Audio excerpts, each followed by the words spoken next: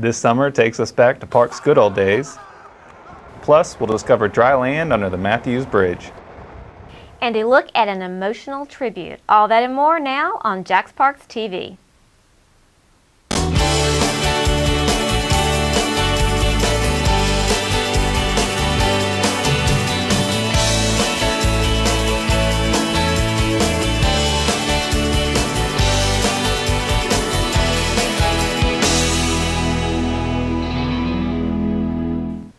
What's up, Jax? Welcome to JaxParks TV. I'm Garrett Teague. And I'm Pam Roman. Thanks for joining us today. Now, one cool parks initiative is rolling through Jacksonville this summer. City leaders recently announced the program, so let's go ahead and roll the video. It's hard for me to believe that Jacksonville and other places don't do what we used to do for our children. And I'm so proud of Mayor Brown for stepping up here and helping us to do this. Let's do for our children what we used to do for them. And maybe we can have the kind of success with our children, with all our children, that we used to have. And that's just what the city is doing with its new Urban Parks Initiative. It's called Wreck and Roll Jax, and it will be rolling into 11 parks this summer. Local attorney Steve Pajic donated $50,000 to fund the program. And earlier this spring, he joined Mayor Alvin Brown and Edward Waters College President Nat Glover to announce the initiative. We will be offering opportunities for young people in the parks this summer. We will offer supervised programming for 11 additional parks in our city, Monday through Friday, 8 weeks starting on June the 23rd. This is all about a public-private partnership. It's investing in our young people. It's investing back into the city. If you put the effort in, you will see it manifested in some of these kids. They could turn out to be mayor one day, a college president, or a prominent attorney, but we have to invest in them. The parks were selected based on community crime statistics, specifically incidents of shooting among young people. Council members who have Wreck and Roll parks in their districts praise the program's back to basics concept. Kids are able to play, learn how to play together, stay out of trouble, learn rules. It's just a great thing to do. It's going to be the lifesaver. It's equivalent to you need the resources. So this is, once again, I'm really touched. So I think this is a good thing. It's going in the right direction. And I think the kids should get excited because the parks are going to be open for business again. So a quick side note here, all these city leaders talked about their time in the parks as children. But let's see if they still have what it takes on the courts. Uh-oh. Oh, no, you guys go.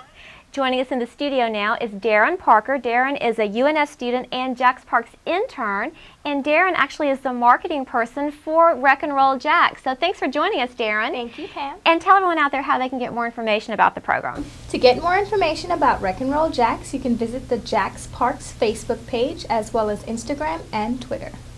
But besides sports, there's plenty of ways to enjoy your parks. I recently joined some families on a treasure hunt that started online and ended in the parks. At Castaway Island Preserve, this group of local parents and kids were taking part in a new summer program that gives families a chance to play detective and win prizes. It's the Fun for First Coast Kids Family Nature Hunt. This program is similar to letterboxing. Families get clues each week from June 9th to August 11th at funforfirstcoastkids.com. These will lead to a clue word located within that week's park, and once found, they can be entered on the website to reveal cool prizes from local sponsors. It's a great way to get kids of all ages excited about being outside and learning about nature. I wanted to bring her out because I felt that it would give her a different experience, you know, the scavenger hunt part of it, as opposed to just kind of walking through and seeing different things, and then being able to be around other kids as well. All kids love hiking and nature, but mostly treasure hunts. And so this will get them out and they'll say, well, what are we looking for, and where's the end? So I think the kids will love it, being out in the woods as opposed to learning about nature in a book. And kids aren't the only ones that learn something while on the hunt. So I think this is an eye-opening experience for families to know, wow, Jacksonville is big and I don't know everything about it, but look what I've learned about all the different places I can go around town that are free, that are getting me out in nature. I've seen this driving by, but I didn't know what exactly was back here, so it was great to have the opportunity to be with other people and have a little scavenger hunt. Was fun to make it a little more interesting. So while you're out and about hiking with family, you'll get exercise, learn about nature, enjoy the JaxParks and all the other parks in the Duval County area, and have a free summer program to where your kids will never say, "There's nothing to do this summer, Mom and Dad." So head over to funforfirstcoastkids.com to learn more about the family nature hunt and start exploring JaxParks today. A reminder again, that website is funforfirstcoastkids.com. Well, coming up, it's blues, boats, and having a blast downtown. And tips to help you prepare for the big storm, all ahead. Stay with us. Hi, this is Tux from Safety First Jax. Now, did you know that Florida leads the nation in drowning deaths around the country for children under 5 years old? But knowing CPR and other life-saving tips can change this. Save a life by simply knowing how. And it's easy. Just go to any American Red Cross or come to us at Safety First Jax to learn. Help us waterproof Jacksonville. This message is brought to you by Waterproof Jacksonville, Safety First, and attorney Wayne Hogan of the Terrell Hogan Law Firm. Global warming is a problem. It's a problem. I wanted to do something to become more energy efficient. To protect the environment. To protect the future. So I turned to Energy Star for help. Energy Star is helping me be part of the solution. Everyone can join the fight against global warming. Go to EnergyStar.gov to learn what you can do. Together, we can all make a difference.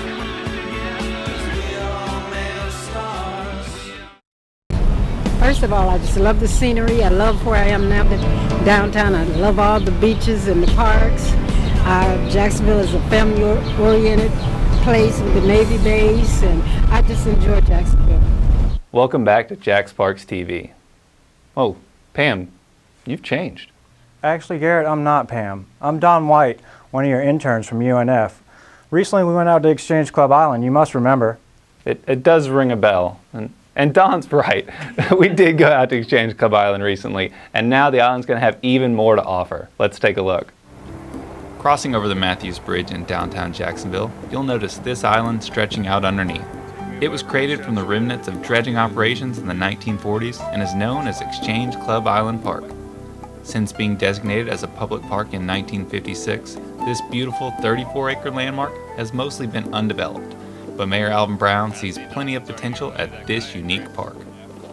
Now, thanks to technical assistance from the National Park Service, a grant from the Florida Inland Navigations District, and plenty of input from the public, the City of Jacksonville has a plan to make this local gym even better.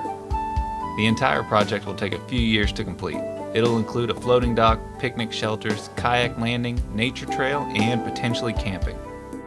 And I think it's just a wonderful thing that we can have, that people can say, you know what, I can go out there, I can park my boat, I can walk around the island and have a picnic. You know, maybe in the future we'll actually get some camping sites out there. So to me, it's all about bringing the experience into Jacksonville, places that most people don't get to go. And that's what FINE's all about, is opening up the waterways to give the average resident of Jacksonville a chance to use the waterways. Exchange Club Island is a centerpiece for people who want to use the river for recreation. Now it'll be managed, it'll have improvements, it'll be a place where you want to take your kids, and it's a great place to see the river. And with the St. Johns River already being designated as a blueway, these island developments will spark even more ecotourism interest in Jacksonville. It's this green oasis surrounded by concrete jungle. So as a boater or a paddler traveling through downtown Jacksonville, this offers a respite, a place to get out, stretch your legs in a green space. Having canoe and kayak trails in urban settings is unusual, but they're immensely popular. And as you add facilities like Exchange Club Island, you really increase the number of people who want to come out and actually, you know, appreciate the river and use it. The People Parks Connection is all about creating access and connecting more people with their parks. And the Exchange Club Island project will do just that for kayakers, boaters, hikers, school groups, and anyone else looking to explore this island treasure. Earlier this spring, residents turned out in force to support Exchange Club Island and learn about the St. Johns River. It was also a lot of fun. Let's check it out. The sun was shining. There was a cool breeze. It was a perfect day for people and businesses to come together at Metro Park for the 3rd annual River City Eco Fest. It was created by one local kayaker to make people aware of Jacksonville's greatest asset, the St. Johns River. You know, when I moved here about 5 years ago, everybody was telling me that nobody used the river, and that was shocking to me that there was a river in the middle of this city and nobody used it. I never saw kayakers out here or paddleboarders or anything like that. So one day I just threw my kayak in the river and started paddling, and more than anything else, all these people are here for a reason. It's because they care and they want to help and promote Jacksonville, and they want to help promote the ecology in the river. The festival is getting bigger and bigger each year. It's becoming an event where families can enjoy the river, live music, food trucks, and learn about all the other things the river has to offer. Just a good time to get out of the house, get away from everything else. Oh, I just love the space, let the little kid run around. There's something for the children, there's something for the adults. It's nice, it's a beautiful downtown, it just needs to be utilized a little more, I think. I think that this event today is just a great way to spread awareness about the river, and also just to be able to get out some awesome vendors. And it was great to see what Jacksonville has to offer us in the community. And one of the highlights was this.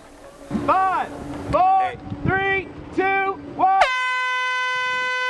Kayakers paddling hard towards Exchange Club Island for the 1.5-mile sprint there and back. And it wasn't just for a trophy, it was about connecting people with their river. Essentially, we want to get people on the river. We want to figure out how to get people on the river and enjoy it. I think the more people are on the river, the more likely they are to take care of it. With the impact the EcoFest is making, it's becoming a Jacksonville tradition. I've been living here going on about a year. We're a military family. So we're learning a little bit every day, and one day we're hoping to call Jacksonville our home, and we hope to keep coming to this event year after year. Mother Nature wasn't the only one making waves this weekend. We'll tell you who else was on the river. Plus, why did the chicken cross Herschel Road? That answer coming up. Don't go away. Are you looking for a place to report a pothole in your neighborhood? Or is there litter in a park? Maybe you just want to find the trash pickup schedule. Well, 630 City is your answer for that and many more city services. Just call the friendly staff at 630 City or go online to 630city.coj.net to easily report any issues in your neighborhood. At 630 City, we want to be your trusted resources. We're here to serve you.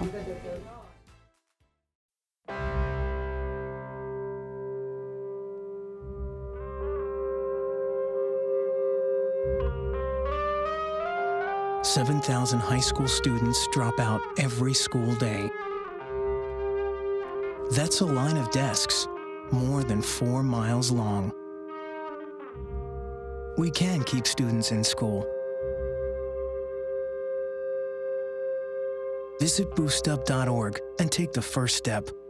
So it just really seems like it's a real progressive city, and it's a good time to be here. And professional sports teams seem to be on the rise, and so I think there's a good future here for everyone. And I think it's a great place to live.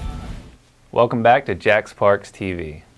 This Memorial Day, I had the privilege to attend our local observance, and it was truly a mix of tears, joy, and a sense of pride. I'd like to share that with you now.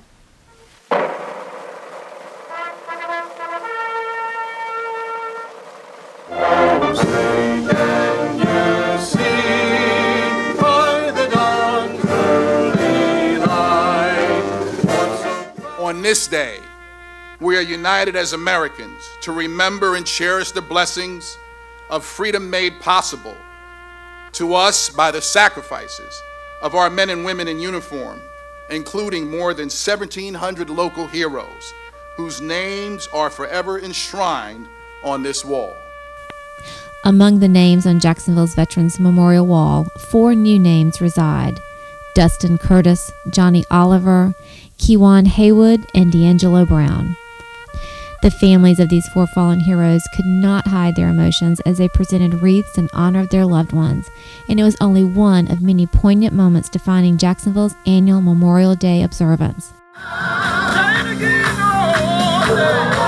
Edward Waters Chorus offered their tribute in song, and the Navy Band Southeast performed patriotic tunes, all in the spirit of the day. JR2C, colors turn, march!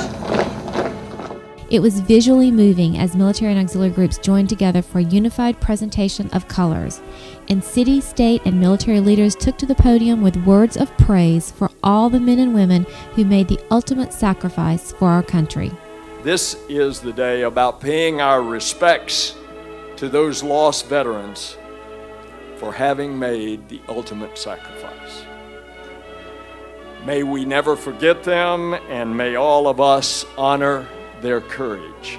God is good, and God has blessed America because of your service. Give yourself a hand. And let us always remember the greatness of America is drawn from the blood and the sacrifice of those who have gone before us and those who defend us this day. So may God bless them and continue to bless America. To those veterans and those currently serving here today, we remember and honor our brothers and sisters who made the ultimate sacrifice, and we remember today and we will remember always. We the living must never forget the heroes on this wall, and that is why this is such an important day of remembrance. They answered the call, they gave their all, and they are our inspiration. As mayor of the city who believes in our men and women who served and those who paid the ultimate sacrifice, it's a blessing to know that a city that's the most military and veteran-friendly city in America embrace and support our veterans and those who served and have served. Well, it's always fantastic when the city of Jacksonville, already the most military and veteran-friendly city in the nation, can come together on Memorial Day. Different races, political affiliations, genders, different veterans from different times of conflicts in our nation, but all come together at this special place in Jacksonville to remember those who gave the ultimate. O'er the land of the free and the home of the brave. For more information about services for those currently serving and those who have served, visit online at coj.net and go to the Department of Military and Veterans Affairs. Now, on a lighter note, Jacksonville was chosen as a location for an international race that recently traveled through the heart of downtown Jacksonville. We were there to capture the action. Where these racers are going, they don't need roads, just a course on the water during the Jacksonville Grand Prix of the Sea. People lined the walls at Memorial Park for this two-day event featuring 9 powerboat teams going full throttle on the St. Johns River. They were competing for points in the P1 Superstock Championship. This event marked the first return of powerboat racing to Jacksonville in 30 years. After meeting Mayor Alvin Brown in London, CEO of P1 Racing, James Durbin, thought Jacksonville was an excellent match for the sport. Jacksonville is perfect for us in that they are a global city as a great tourist destination, a great sporting city, but they've got a great local community atmosphere and a great local focus in terms of their events. So it sits perfectly for us, and there's a wonderful natural resource in the St. Johns River right out there. Plenty of people came out to enjoy the show on the water and all the festivities on dry land, like local food trucks, live music, and even a game of kickball. And Mayor Alvin Brown thinks Jacksonville residents should have more. More events, more activities, more activities in the parks, more families and friends coming to use our parks, more of people from around the country coming to Jacksonville. We want to make it a destination, taking advantage of our wonderful parks, our great resources, so showing off our city to the world. That's what I want to do, and today is an example of that. Sporting events like the powerboat race and the recent international soccer match aren't the only draws to downtown. It's also a major hub for music festivals throughout the summer. So sit back and relax to the hot sounds of Chicago and the cool sounds of jazz.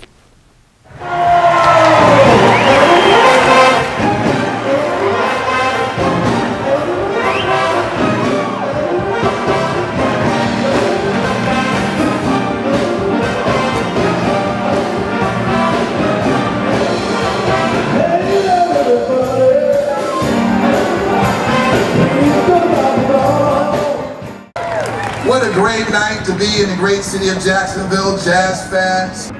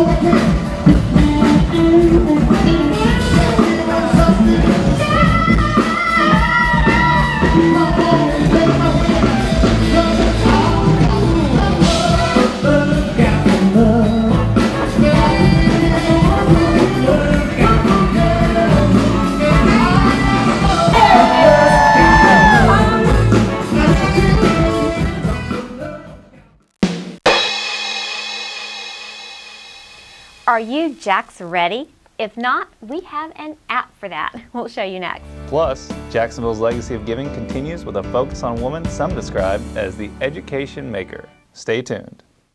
Hi, I'm Cynthia Dennis with Safe Kids Northeast Florida. Keep your kids safe while swimming by paying attention. You can do this by making sure to always have a designated water watcher when your kids are in or around the water. As a water watcher, remember to stay close, stay off your phone, and stay alert for any missing kids or horseplay. Help us waterproof Jacksonville. This message is brought to you by Waterproof Jacksonville, Safe Kids Northeast Florida, and attorney Wayne Hogan of the Terrell Hogan Law Firm. Since I got adopted, I've learned a lot about these humans. I know. I mean, check out these two. It's Flirt City over here. I think she's getting his number. Nice. Your human's got some sweet moves. Takes after his dog. So, I got this new family. And I don't know what it is about this one, but she can't seem to put down that toy. Oh, and she even talks to it. Who's she talking to? Her mom? She talks to her mom a lot. Well, I like the warm weather. The people are friendly. I mean, if you walk down the street, you can just have a normal conversation with anyone. Welcome back to JaxParks TV. Oh, Garrett, you have changed. This is just what I look like when I shave. We're just kidding. Actually, joining us in the studio now is another UNS student and JaxParks intern, Ashley Pinkett. Ashley, thanks for being here. Thank you for having me. We'll see one of Ashley's videos a little later on in the program, but first, we want to get you Jax ready. This year is notable because it brings the 50th anniversary of Hurricane Dora, the last hurricane to directly hit the coast of Northeast Florida. Hurricane Dora was a Category 2 storm that affected Northeast Florida more than anyone could imagine when it hit land here in 1964. The 50th anniversary of this storm reminds residents to always be prepared and have a plan. The City of Jacksonville and Winn-Dixie have come together to create a preparedness kit that will have new tools and supplies for residents. It includes the Jax Ready Emergency Preparedness Guide and Jax Ready Easy-to-Use app. Residents should pay special attention to the updated evacuation zones printed in the guide. They were updated this year based on new scientific data. The guide also provides tips on how to build a kit that includes water, non-perishables, batteries, and medication for at least 3 days. Remember that hurricane season runs June 1st through November 30th. For more information on how you can get Jax Ready, go to jaxready.com, download the app, or pick up your Jax Ready Emergency Preparedness Guide at a Winn-Dixie store near you. As part of my internship this summer, I'll be traveling all around Jacksonville to showcase parks that you and your family can enjoy. First up, Boone Park.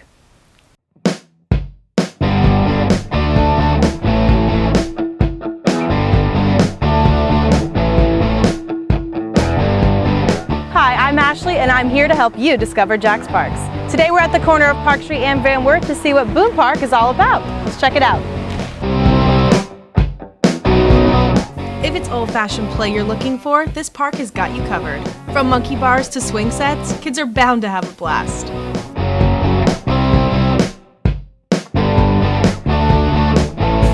There are 16 clay and hard tennis courts where you can get help from a professional player or volley with friends for a small fee. Break a sweat with the outdoor exercise circuit where you can do push-ups, stretch, and keep that beach body. Don't let her show road stop you. There's still plenty more to discover just across the street. Once you cross the road, there's a ton of space to play with man's best friend, go on a run or bike ride, and enjoy some nature while you're at it.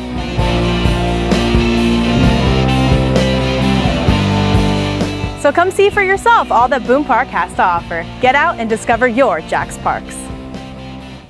That was so good. We were so glad to have you. We're going to look for more of those segments from Ashley throughout the summer.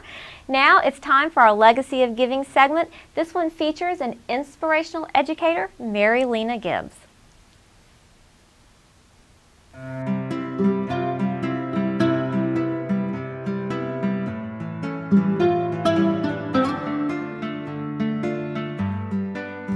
Mary Lena Gibbs, first of all, she was my mother. She was a very dynamic lady in the community. She was a person that was very thoughtful, and she loved people. Jerry Gibbs is emotional talking about his mother.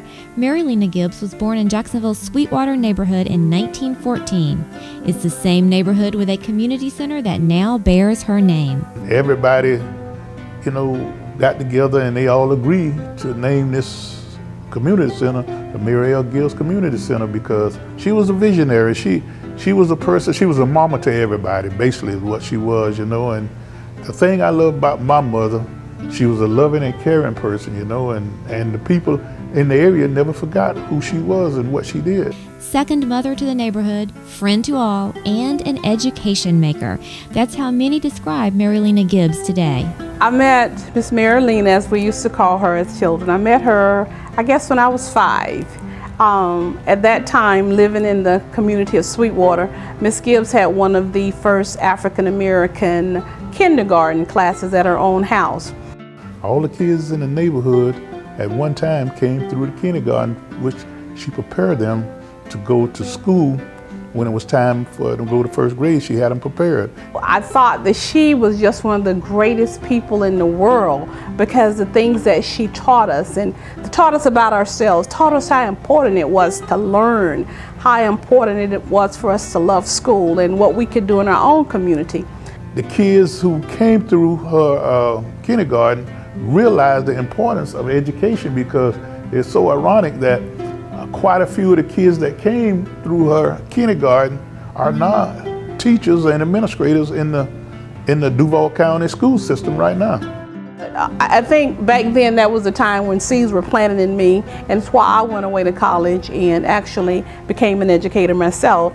Although she passed away in 1973, Mary Lena Gibbs' legacy lives on in the lessons she's instilled and the lives she's touched. The thing that I think that she could teach all teachers or people in education today is the compassion that she had and how to get the compassion over to children, because one of the greatest things you learn is to be educated. One of the greatest weapons in the world is education. Okay, first of all, she was a child of God. Secondly, she was a mother of 3. And thirdly, she was a visionary in this community. She seen a need, she wanted the kids to be productive, and I think she did what she needed to do, you know.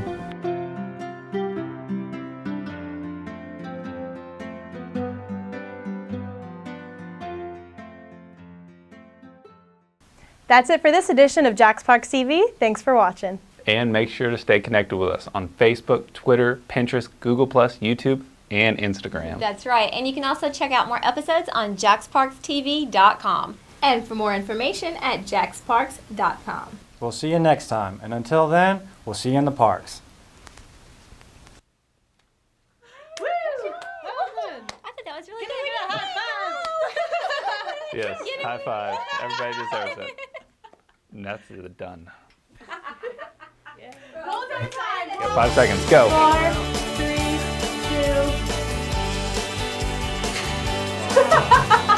4, 3, 2. Sorry. That's it for this edition of JaxParks TV. See you. Whoa, thanks for watching. Oh, I'm sorry. We'll see you next time. And until then, we'll see you in the parks. One line. One line. Forgot it.